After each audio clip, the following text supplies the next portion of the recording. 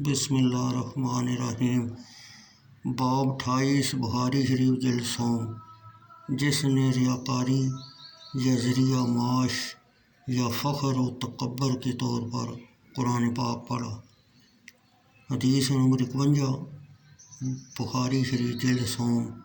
امش نے خیثمہ بن عبد الرحمن کوفی سے، انہوں نے سوید بن غفلہ سے روایت کی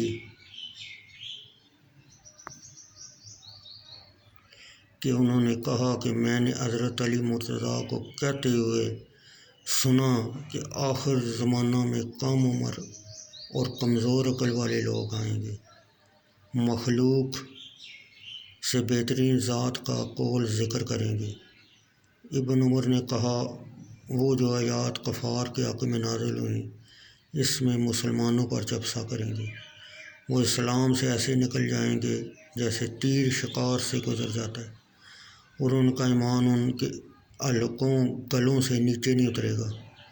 ان کو جہاں پاؤ قتل کر دو، کیونکہ قیامت کے دن ان کے قتل کرنے میں اجر ملے گا۔ بخاری شریف جلد 100 حدیث 52۔ ابو سلمہ بن عبد الرحمن نے حضرت ابو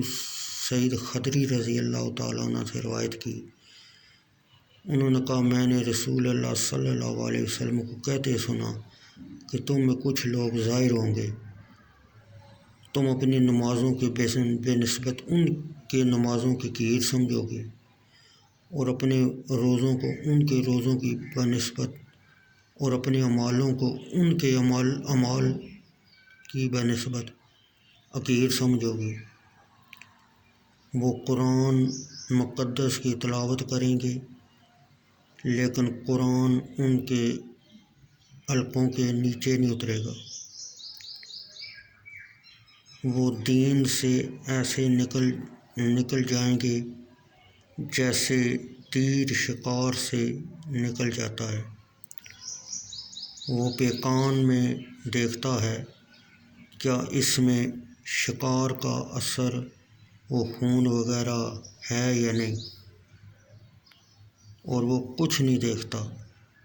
وہ تیر بلا پر کود دیکھتا ہے،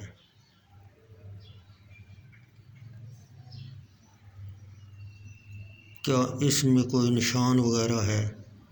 اس میں بھی کچھ نہیں دیکھتا، وہ تیر کے پارک کو دیکھتا ہے تو اس میں بھی کوئی چیز دکھائی نہیں دیتی،